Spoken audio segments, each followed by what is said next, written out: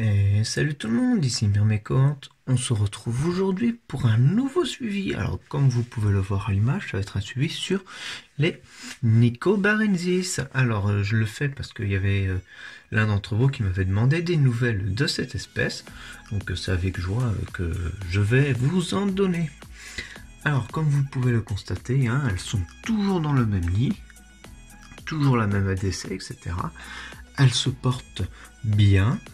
Même très bien, hein, comme on peut le constater. Hein, elle se multiplie un petit peu plus chaque jour. On peut voir qu'il y a toujours un couvain assez impressionnant. Donc on reconnaît bien là les Nicobarensis qui est une espèce dite prolifique. Donc on peut voir il y a toujours autant de larves, d'œufs. Et puis mais là, j'allais dire de cocon, mais en fin de compte il n'y a pas de cocon pour le moment. Donc bon, ça viendra plus tard. Donc comme on peut le constater, il y a quand même quelques petits cadavres. C'est normal car cette espèce là est sujette à du cannibalisme de temps en temps. Ça peut leur venir comme ça, faire du cannibalisme. Mais en général, si on les nourrit bien, etc., tout cela se passe bien. Donc là, on peut voir quand même un petit dépotoir dans la salle, juste en dessous de celle où elle se situe. Donc ce qu'on peut voir, c'est les restes de cocon et quelques cadavres de fourmis à peu près intacts. Et en dessous, on peut apercevoir... voilà ici d'autres cadavres de fourmis avec quelques fourmis vivantes. Donc ça c'est les fourmis qui vont plutôt aller dans l'aire de chasse pour récolter la nourriture ainsi et le donner aux autres fourmis. Donc là on peut apercevoir la reine au bout, hein. Toujours une aussi belle espèce que j'aime toujours autant. Alors j'espère vraiment de tout cœur que cela va qu'elles vont réussir à se développer vraiment bien. Donc j'espère vraiment qu'elles vont pouvoir coloniser tout le nid entièrement. Donc bon, ça se fera avec de la patience. Donc j'ai eu également un petit souci avec ce nid là. C'est que en fait la réserve d'eau était beaucoup trop petite. Donc du coup je devais la recharger quasiment tous les 3 heures.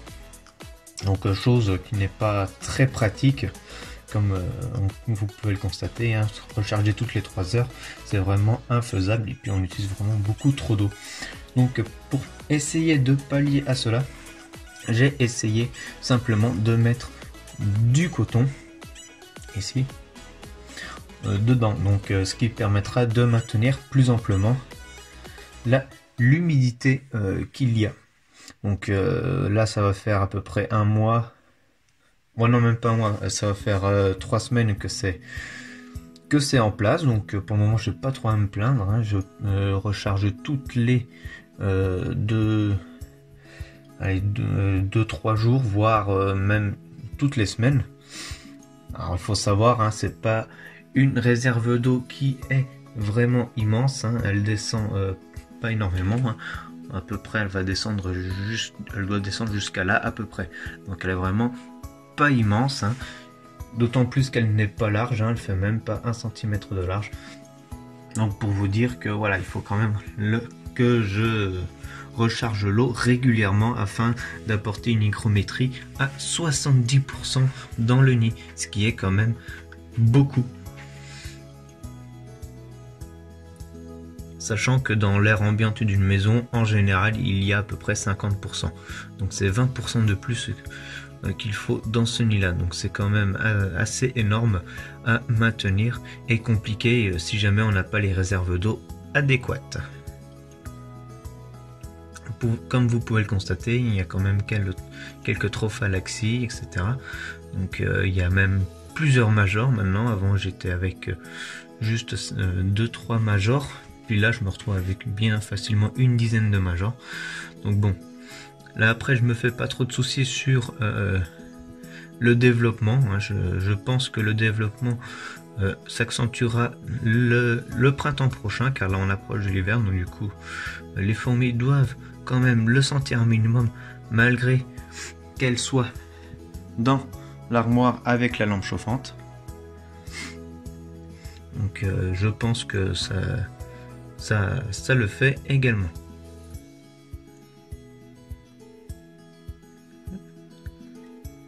Donc j'espère que cette vidéo vous aura plu. J'ai plus qu'à vous dire à la prochaine pour une future vidéo. Ciao tout le monde!